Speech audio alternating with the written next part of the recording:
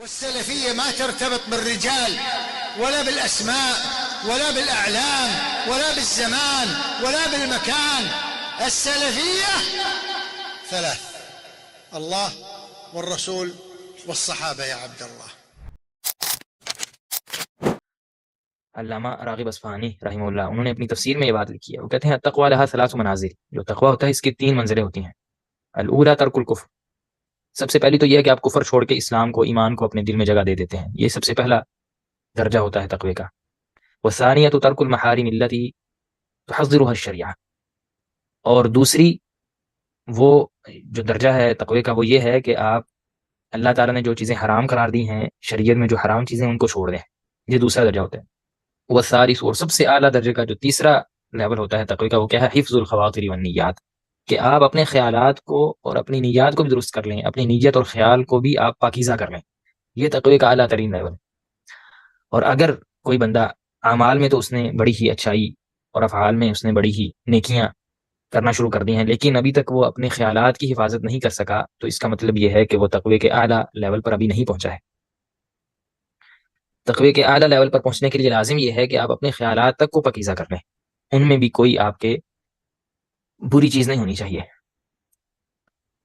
اور یہاں پر یہ بات بھی ذہن میں رکھنی چاہیے کہ جو خیالات ہیں، جب پہلی دفعہ آپ کے ذہن میں کوئی خیال آتا ہے اور آپ اس کو وہیں پر روک دیتے ہیں، تو یہ سب سے آسان طریقہ ہوتا ہے اپنے خیالات کی حفاظت کرنے کا. آپ کبھی یہ نہ سوچیں کہ چلیں تھوڑی دیر سوچ لیتے ہیں اس پہ اور پھر بعد میں اس کو چھوڑ دیں گے. ابھی فی الحال میں فارغ ہوں تو چلو اس کے بارے میں مزید آگے سے آگے باتیں سوچتے رہتے ہیں. ایسا نہیں. اگر آپ نے ایک دفعہ اس کو سوچنا شروع کر دیا، پھر اس کی آگے انتہا جو ہے وہ افعال پر بسا اوقات جا کے ہوتی ہے.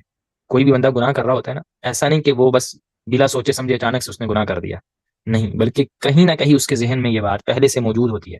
کبھی تو وہ باقاعدہ اس کی پلاننگ کرتا ہے اور اس پہ باقاعدہ سوچتا ہے اور اس کے بعد پھر جا کے افعال میں اس کو ڈالتا ہے.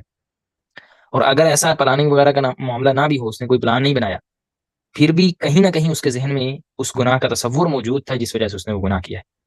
تو اگر کوئی انسان چاہتا ہے کہ وہ اپنی خیالات اور سوچوں کی حفاظت کرے، تو سب سے پہلے لیول پر ہی اسے ختم کرنے کی کوشش کرے.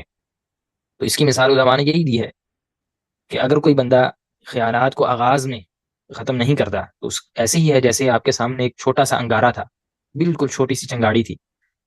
جیسے ہی وہ آگ کی نکلی، آپ نے وہیں پر اس کے اوپر پانی ڈال کے اس کو بند نہیں کیا، تو وہ اگر خشک لکڑیوں پر گر جائے گی تو وہ ساری جلا دے گی. پھر معاملہ آپ کے بس میں نہیں رہے گا. آپ یہ کبھی بھی اپنے پھر بس میں اس بات کو نہیں رکھ سکیں گے. جب ایک دفعہ آگ لگ گئی، بھڑک گئی، پھر اس کو بجھانا آپ کے لیے بہت مشکل ہو جائے گا. اور اگر آپ بہت زیادہ محنت کر کے، کوشش کر کے، دن رات لگا کے اور مزید جو ہے وہ چیزیں کر کے اس کو ختم بھی کر دیں گے، اس آگ کو بجھا بھی دیں گے، لیکن تب تک آپ کا بہت زیادہ وہ نقصان کر چکی ہوگی. تو اس لیے خیال اگر انسان کے ذہن میں برا آئے تو فوراً سب سے پہلا کام ہی اس کو اپنے ذہن سے نکالنے کا کرنا چاہیے.